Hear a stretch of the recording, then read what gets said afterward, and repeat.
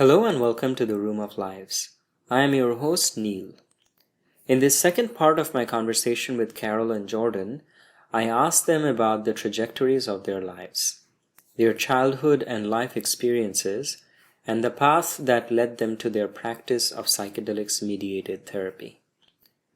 Jordon tells us about his traumatic religious upbringing, where he felt that something was wrong with him and his body, and he would surely end in hell. Then he shares the personal, spiritual, and psychedelic experiences that he had, culminating in an ayahuasca ceremony that changed many things for him. Carol was a highly sensitive, intuitive, and daydreaming child in a fractured family. She would occasionally have visions of the future. As an early teen, she had a vision of a hurricane that would strike the south of Galveston, Texas, at a place that was different from where it was predicted to land.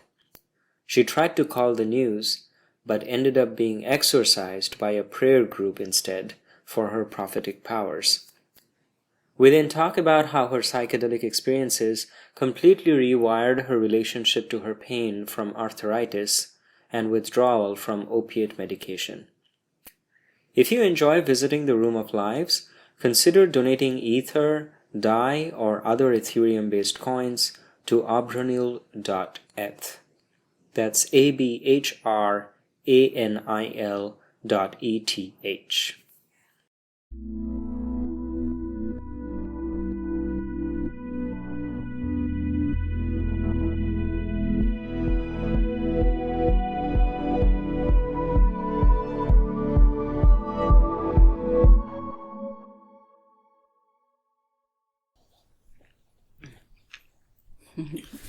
Okay, Thank you for bringing. Oh, yeah. Can I have a bar? Okay, so now I want to I love raspberry so much. ask you guys about a kind of like a brief life history. Okay. And also the journey into what you're doing currently. And you can start as far back as you want. So in each podcast episode, regardless of what the main things are that the guest wants to talk about, in the beginning I usually just kind of ask them about a little like bio. Because it helps me understand the person. And anyone listening later also gets a bit more of like a personal. So I'll tell you how this whole podcast thing started. Initially I just thought I'm going to interview young scientists in grad school because most of our public hearing about science is from well-established scientists. In fact, a lot of those people are retired. Like Neil deGrasse Tyson doesn't do science anymore. Mm-hmm. Bill Nye the Science Guy isn't really an active He's researcher. not a scientist. Yeah. He's not a scientist. He's an engineer. And these people okay, so they're doing a lot of good, but they speak a lot of the time from a position of authority. And I've already been there, done that, etc. So it can be very kind of awe-inspiring sometimes to hear about them, but it's definitely something very hard to relate to. I'm not them. I'm not that person. Scientists are these people who wear lab coats, do all this crazy stuff, and we are humans. So I started this podcast with the idea of interviewing young scientists who have a lot of doubts, a lot of confusion, a lot of other things they're not certain about. Yeah. Mm-hmm. Am I doing it right? There are all of these real life struggles that I don't know if I'll be able to do science. I don't know if I'm good enough. There are people around me that are so good, and etc. So you start to see them as humans. And then I wanted to ask you, what were you like as a child? Why are you doing what you're doing? What makes you feel curious? What are other things in life that excite you? And so you start getting a very human lens to something that is normally considered very cold and clinical. So regardless of what the guest wants to talk about, usually I start my podcast with telling me about yourself a little bit, like growing up and stuff like that. So that is the perspective with which I'm kind of asking you guys now a little bit about your life histories. I'm going to take off my magic legs. Okay. Well, pause for that. It's kind of noisy. Yeah. But I figured you would want to go first. Yeah. Yeah.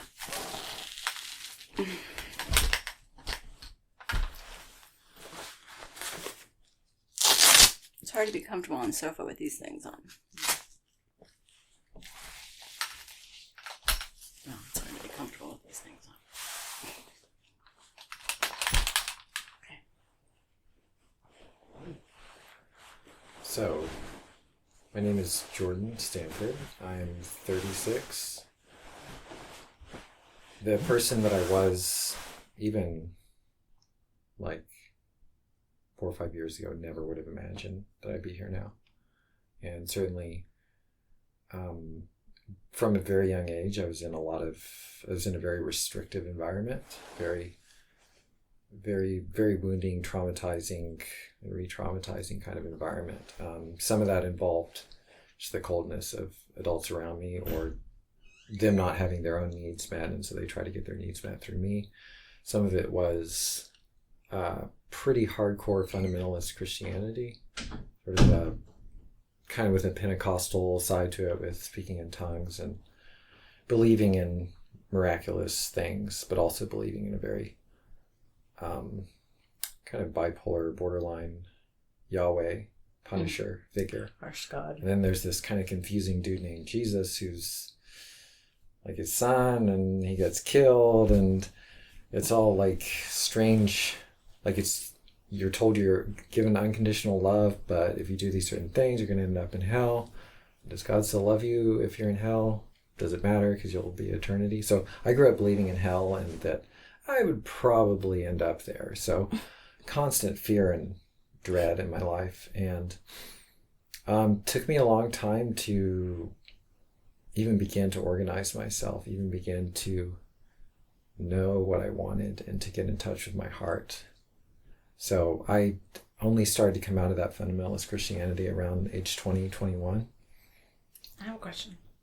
So that belief that you would end up in hell, I'm curious why, like what you were doing that was so bad, and then how did that fear control your behavior? I think that I got implicit, sometimes explicit messages that there was something fundamentally wrong with me and wrong with my body. So consequently, I would feel like I'm keeping a lid on a lot of things, including my sexuality. Mm-hmm. You read the Bible and you hear these sermons, and you get the feeling that God is this perfect thing, and it seems so impossible to measure up to that. And he's very reminiscent of your parental figures and my school principal. So there was a lot of reinforcement of feelings of badness. And I think deep down I knew that Christianity was very much a dry watering hole for me.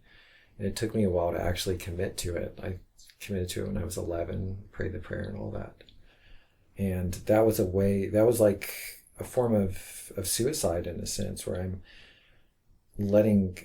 killing and suppressing parts of myself too, and therefore creating a hell inside myself that part of me has been always existing in. How old were people around you committing? Some people commit when they're 5, 6. It's a creepy sort of grooming process that's done with kids often in many religions, I think. So what was your second question? How did that control your behavior, this belief that you would go to hell? Thinking about God as this omniscient thing, like your parents and the principal only see you sometimes, but God is like seeing you all the time. It's all fear. And I did have genuine spiritual experiences in church and by myself where I felt incredible love from what I took to be God, but now I could say God, but also maybe my higher self, like incredible spiritual experiences occasionally. But then for the most part, it was fairly depressive, like efforts, and I could never pray enough. Felt like I could just never quite get it. Never read my Bible enough. So, very sophisticated self-defense structure and personality defenses arise in that. And it's been years of dismantling, reappropriating those areas of myself. And of course, medicines have helped enormously with that. But yeah, it took me a good 20-ish years to start to really question it and see where the beliefs were actually causing me misery. I'm curious about the those heightened spiritual moments. What brought those? Sometimes I would just be alone and praying and something broke through. I had one experience a couple years ago with DMT and psilocybin mushrooms, and my experience was that when I took that hit of DMT, I time traveled back to my teenage self and gave myself love and sent love and compassion into that present experience of that past person. And I periodically growing up, I had experiences of, it would just come on me and overwhelm me. Sometimes during church, sometimes you have these services where there's a really charismatic pastor and he puts hands on you and you just fall down and you feel this bliss. I mean, I can't fully explain that stuff, but those experiences actually help keep me alive and keep me from I think ending my life, because I realized that there was someone with all this love. So does that enter? Yeah. Do you suspect that those instances of love that you experienced as a child was really your current self going back in time? I wonder. All the time. I wonder if I was completing a loop there. I've had some strange experiences. Like one, I was probably 30, but I woke up into a hypnopompic state in the early morning. What state? Hypnopompic, it's like where your mind is awake and your body is asleep as you're coming out of sleep. And this figure walked into my room. It felt like a male. And he zapped me with this incredibly powerful electricity. It was one of the most intense experiences I've ever had. And it happened once more too, but it felt like looking back, I wonder, is that myself, like a disembodied aspect of myself coming in and trying to help me? Yeah, I've thought about that. Can we time travel on a psychic level? And I know that sounds absolutely insane, but when you've been there, it feels quite real. And even if it's not real, the experience most certainly is healing. Yeah. It has the same effect as if it were real. Yeah, and I want to honor my past self and all of his struggles. So yeah, sometimes I pay him a visit. And so what happened afterwards? How did you slowly come? I spent a lot of time in school, not knowing what I wanted to study, but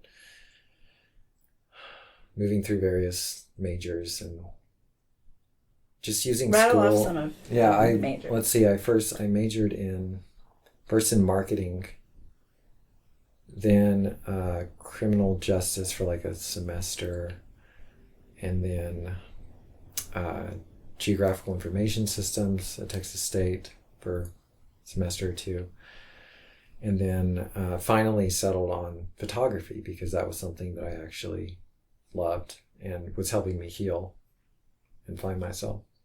So I realized this therapeutic value of expressing myself and graduated the degree, didn't really use it, ended up driving as a courier for a couple of years. Playing a lot of video games. Yeah, I got, ever since I was a teenager, pretty heavy into video games. Quite an addiction in a way to kind of like what and the people use ketamine for sometimes, go somewhere else and not feel and have a feeling of accomplishment.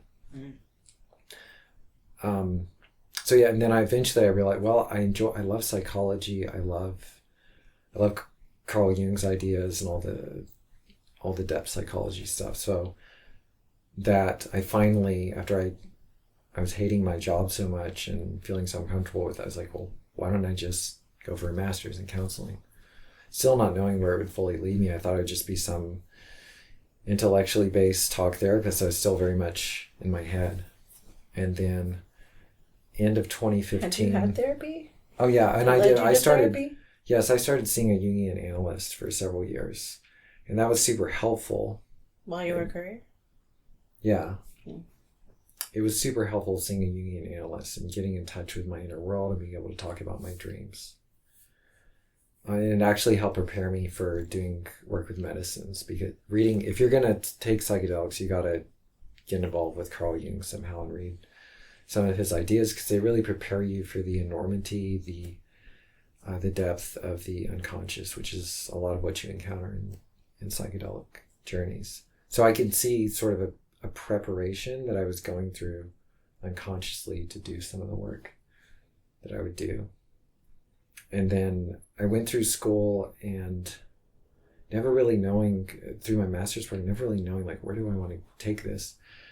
And then a year before I graduated, I was invited semi-randomly, but it's not random, but to an ayahuasca ceremony up in Temple. And I'd been very afraid of drugs. I was so afraid of changing my brain or like doing something that I couldn't dial back. I was really suspicious of it all. So were you like straight edge and sober, like didn't drink? Pretty much. I drank some, and I tried puffing on some marijuana one time and just didn't really ever feel it. I was afraid, and I didn't know I needed brain changes. I needed some structural changes in here.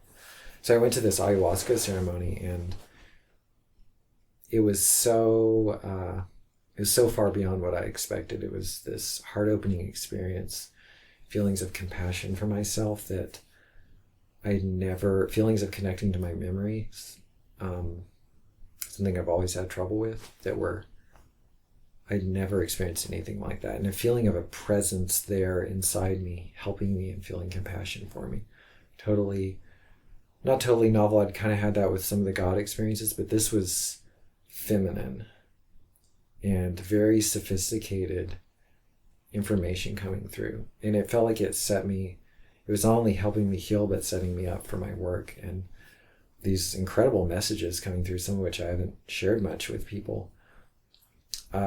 They just set me up to approach medicine work with some sort of respect and to go into my psyche with love and with some sort of structure around it and creating set and setting.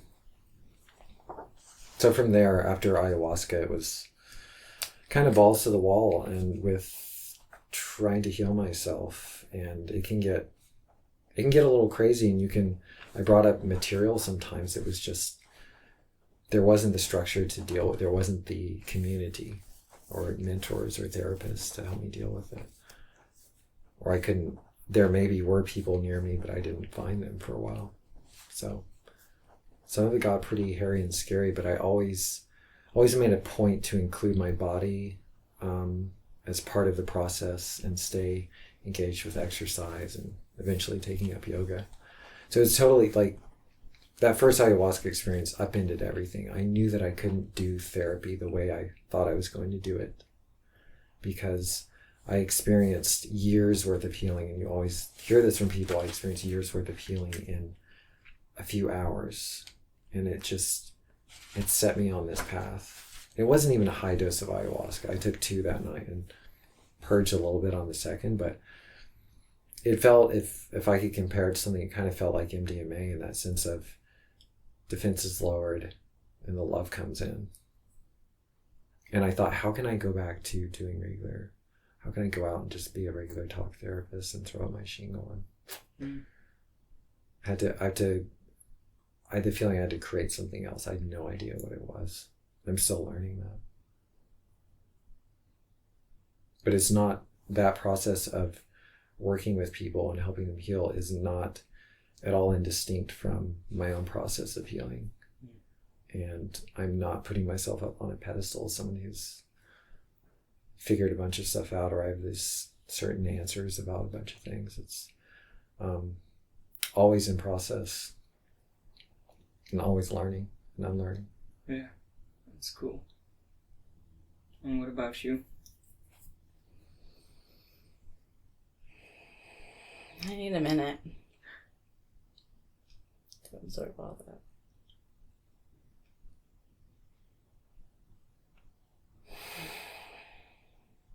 I love you.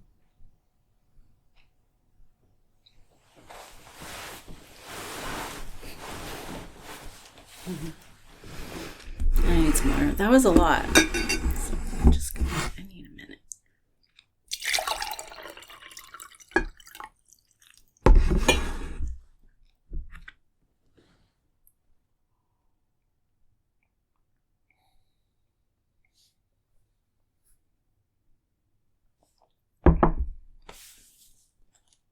Okay, so what's the question?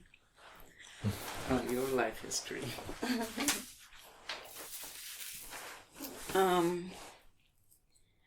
I was born to very young parents who weren't ready to be parents. My mom she was 19 when she got pregnant with me. I was conceived right around the honeymoon. I was born 4 days shy of their 9-month anniversary. My dad was 21 when I was born. My mom was 20. In hindsight, they did the best that they could with the tools they had available, but I am what is clinically called a highly sensitive person. I feel a lot. I pick up on people's energies and feelings and subtle nuances and facial expressions, slight changes in voice, light, sound, can be really intense. So,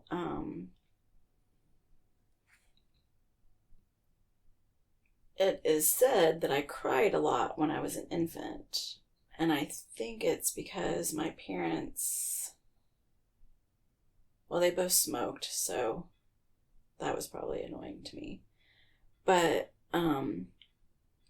I think they just didn't know how to be parents. And being sensitive, it was hard to be with two people who didn't know how to be parents. They divorced when I was 4. My mom remarried multiple times. My dad had multiple girlfriends. And he would disappear sometimes for a year or more at a time. And I wouldn't hear from him, know where he was. There were times where it was a planned visit. So he was supposed to pick me up at school on a Friday. I had my backpack at school. School would be calling my mom at 5:30 because no one had come to pick me up. Just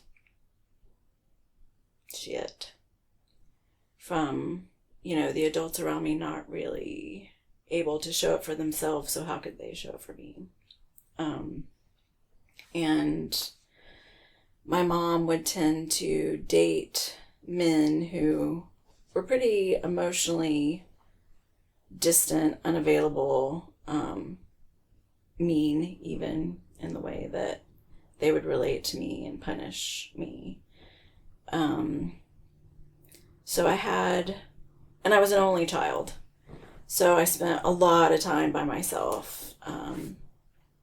My parents worked and I had a key. I was a latchkey kid. So starting in 2nd or 3rd grade, I would come home at the end of the day by myself. And I've always been like a kind of daydreamy. Like I would spend a lot of time just sitting outside playing with bugs, or going on long walks in the woods. A lot of solo things. I mean, I had friends, but it was hard for me to have relationships with people my age because I was around adults all the time. And I had a lot of anxiety as a kid.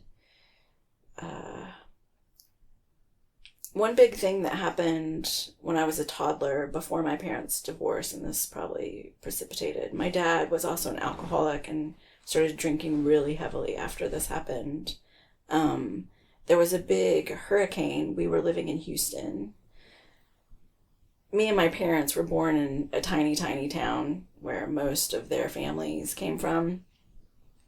And when I was about 6 months old, my dad got a job in Houston. And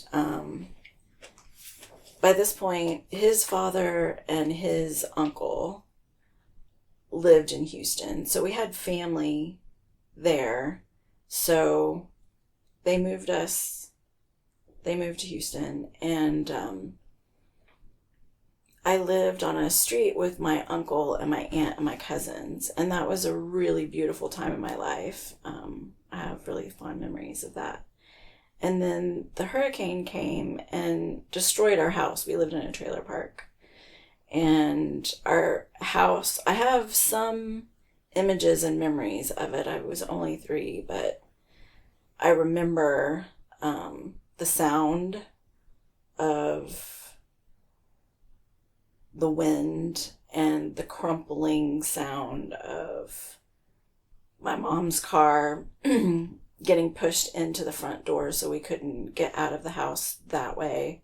I mean, the house was on the move. We needed to get out of it. So, and the other door wouldn't open. Like, I remember this struggle, like, how are we going to get out of the house?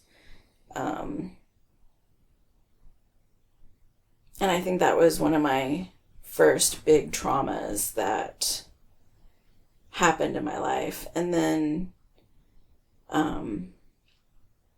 moving forward, always never feeling quite like I fit in, like I wasn't like other people,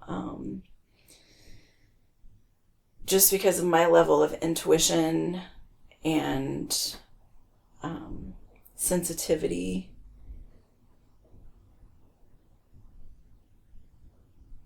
It was difficult for me to be around other people. And when I was in high school, I was in the 8th grade. My dad remarried, and I hadn't lived with my dad since I was 3. And I really wanted to go live with my dad. At that point, I was having a really difficult relationship with my mom. She has a lot of trauma, and it was great when I was little, and we were best friends and really enmeshed. And I feel like I did a lot of work for her emotionally. Like, I helped her stay regulated, and kind of parented her so that I would be safe. And as I started becoming a teenager, I was doing what teenagers are supposed to do and individuating and becoming myself. And my mom saw that as a huge betrayal. And so there was a lot of fighting and crying and manipulation that would go on. And I just needed out. Like, I couldn't really survive in that environment. So I went to live with my dad and his new family, a stepsister, a stepbrother, stepmom, and they lived on property. So I got to have a horse and a few other animals, and they became my best friends, the animals. They only stayed married for about 2 years. I learned of the divorce coming home one day with all my stuff packed and my horse being sold. So that was fucking traumatic. My dad slipped back into alcoholism again and was working mostly out of town. I was sent to live with family friends. And I had a pretty strong psychic ability too when I was growing up. So I would have visions of things that would happen in the future. And they were spot on. Like it would be like a movie would come on and I would see something happen and then it would happen. Could you give me one example of this that is something that you would be willing to share? Yeah, I'll share this one that is coming up.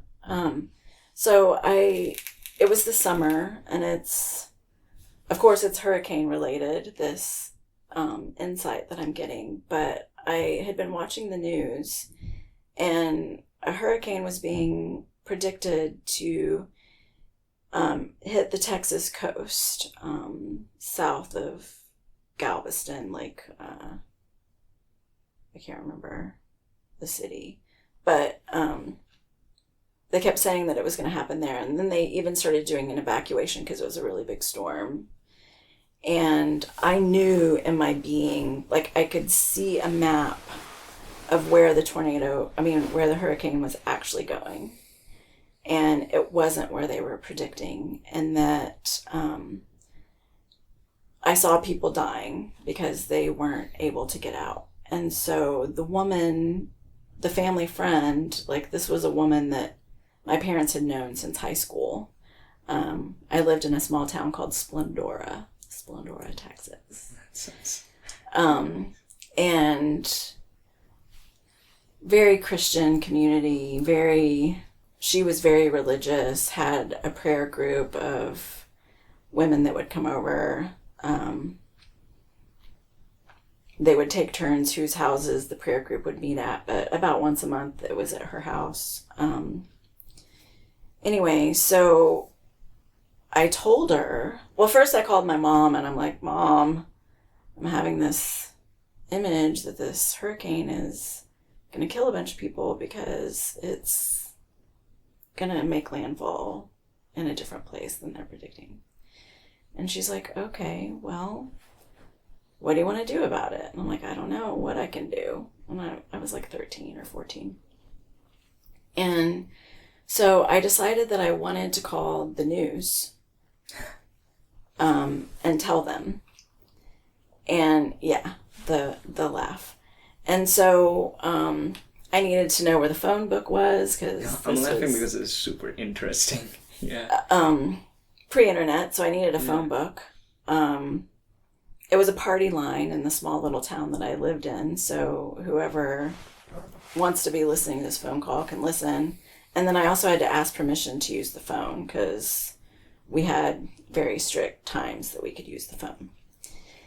And so first I asked for the phone book, and it was just the county that we were in, and Houston was in a different county, so I needed the Houston phone book.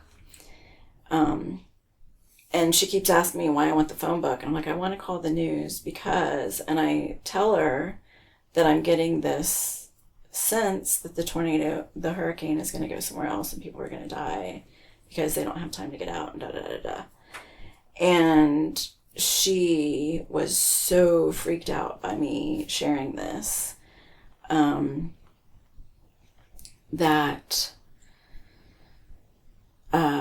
before I knew it, the prayer group was there, and there was an exorcism being performed because I had to be possessed by the devil if I'm having visions of things I have no control of.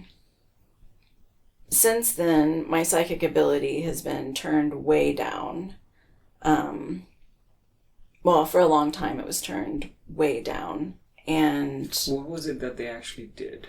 Well, there were 3 of them because in the Bible it says where 3 or more are present, I am there also. Something like that. I think it's 2 or more. 2 or more? I think. Yeah. He knows I haven't read the Bible very many times, or at all, really. So 2 or more are present, I am also. I thought it was 3. Anyway, she called 2 of her prayer ladies, And they started praying over me and laying hands and speaking in tongues. And when it was over, I called my mom and I called my dad. My dad came and got me, and he was working out of town and deep in his alcoholism at the time. So he just started renting a house for me to live in.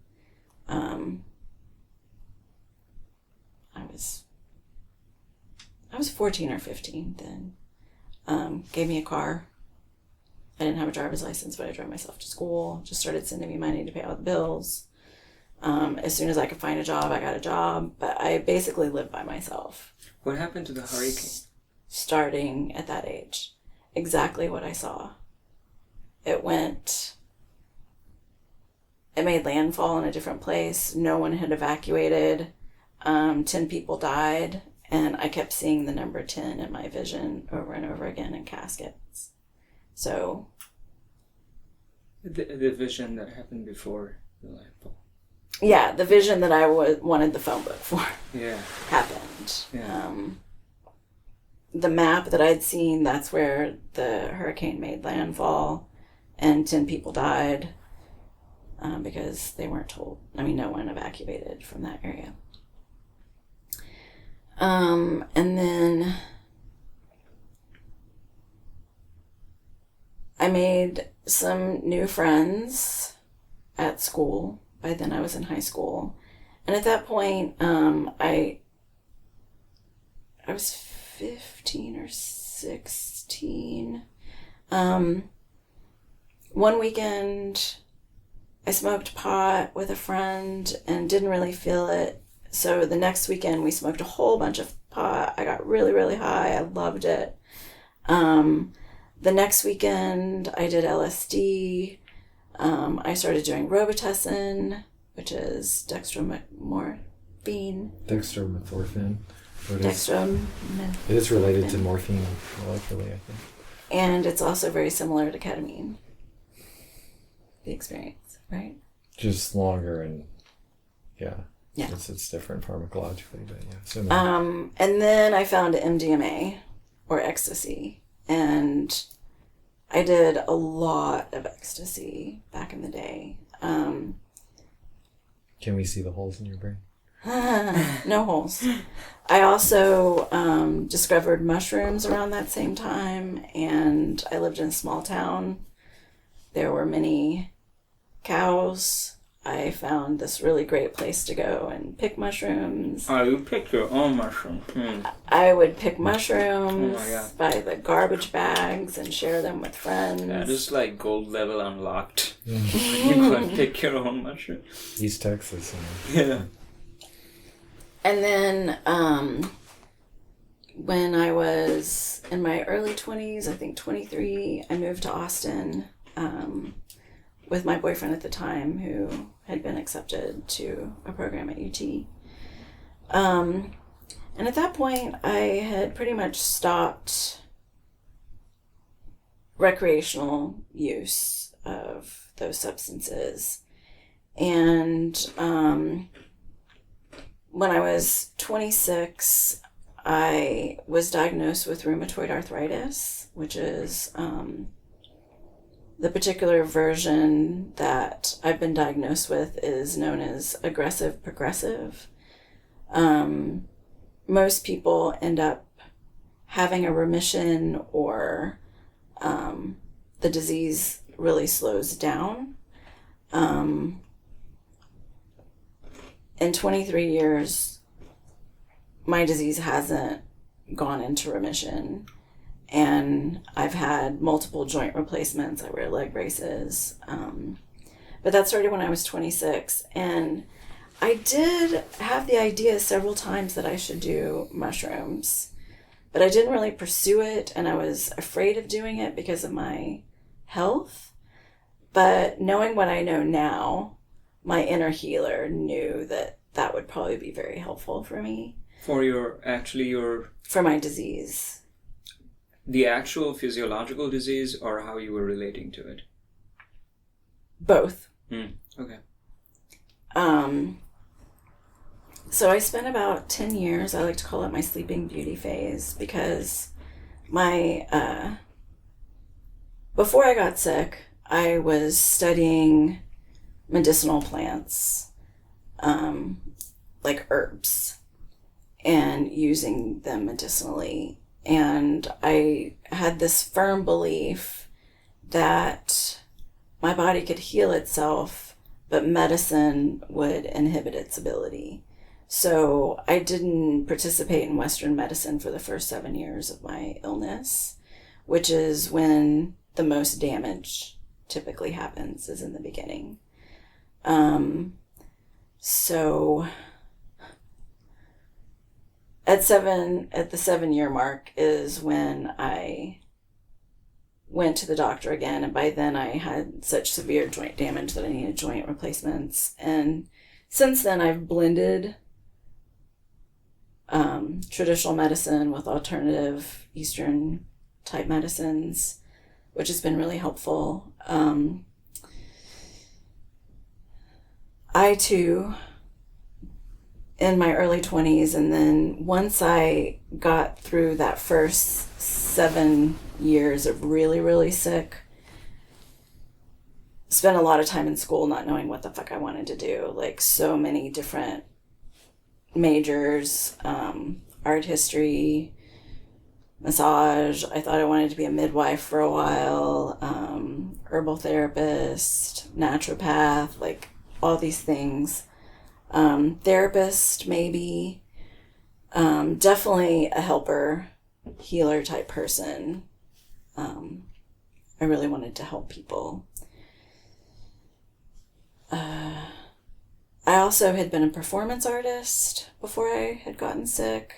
Did a lot of performance art with this group in town, and we were on tour actually when I got sick.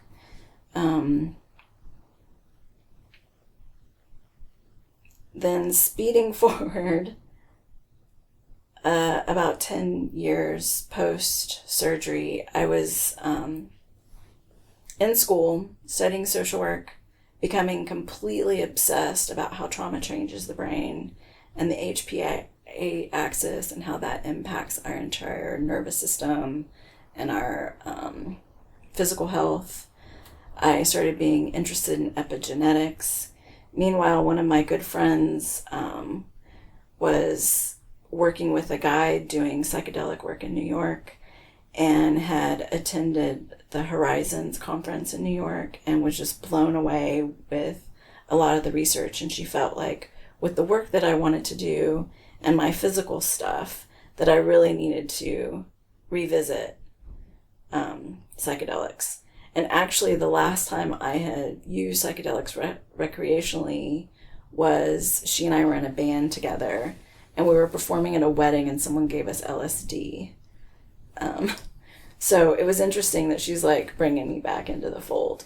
So she convinced me to go to Psychedelic Science 2017 to be where all the research on psychedelics was being presented.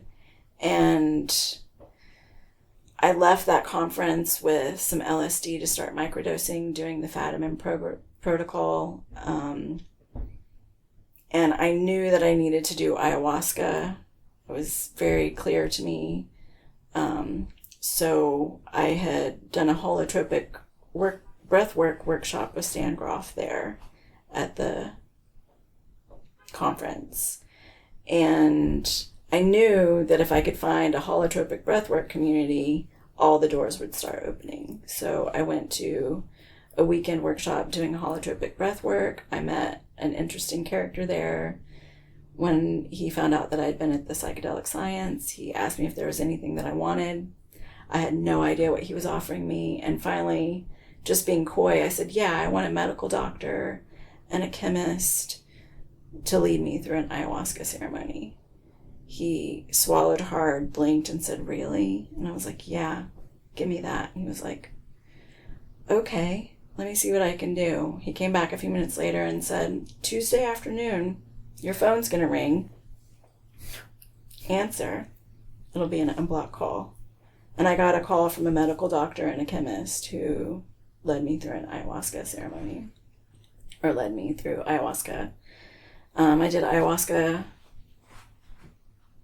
The first day, it was a weekend retreat, and the second day I did 2CB. 2CE, right? 2CE, sorry. 2CE.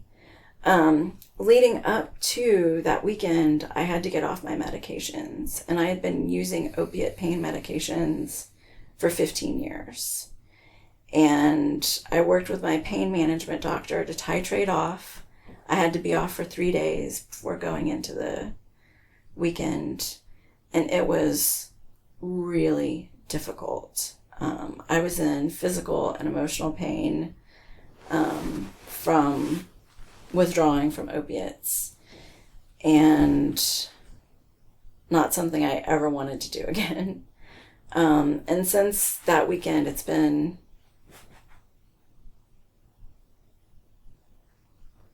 was in August of 2017, and now we're December 2019. I haven't taken an opiate. I haven't taken, only a handful of times have I even taken a Tylenol for pain, because my experience on psychedelics taught me, well, first of all, I feel like it really detoxified my body. Being on ayahuasca really cleaned out my system. And then 2CE taught me a different relationship with my pain. And I knew that I could never do just traditional talk therapy. I needed to find a way to incorporate psychedelics, but I needed to be able to do it legally in my work. And then I was at a MAPS benefit dinner where you were also. We didn't really know each other yet. We had just met in passing. Yeah, it's the one at Aubrey Marcus's house. Were you at that one? So we were at a MAPS benefit dinner. There was a woman that I had worked with while I was getting my licensure at an outpatient hospital. She recognized me and was married to a psychiatrist who was there interested in learning more about doing ketamine. And then that led to me working in the clinic. And then that led to us being invited to do the MDMA training. And here I am. Wow, that's quite a story. So, I'm kind of curious about, so how does the pain management happen still ongoing if you're not taking, you said that partly it was the ayahuasca that detoxified you? Mm-hmm. Mm-hmm. But what else do you think is helping you to... Well, I mean, I think the ayahuasca detoxified and then opened a lot of gates in my physicality and in my psyche. And then in my 2CE experience, I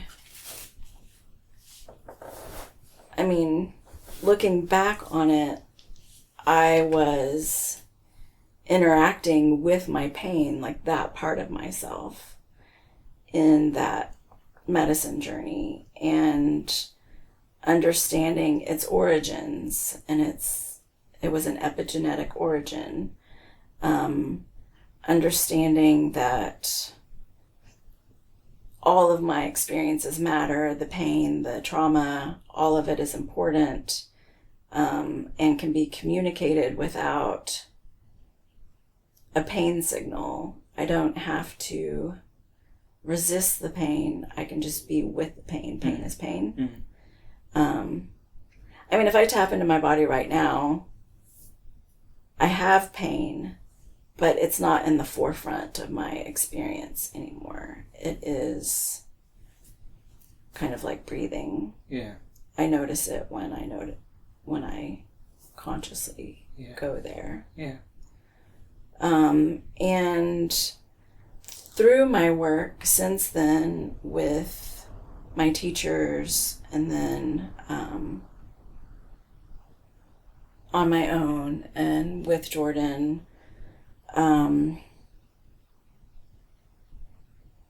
my health is actually improving. Like, my rheumatologist is confused because people don't get better. People don't improve with my diagnosis. It's just a slow decline until, it starts impacting your major organs.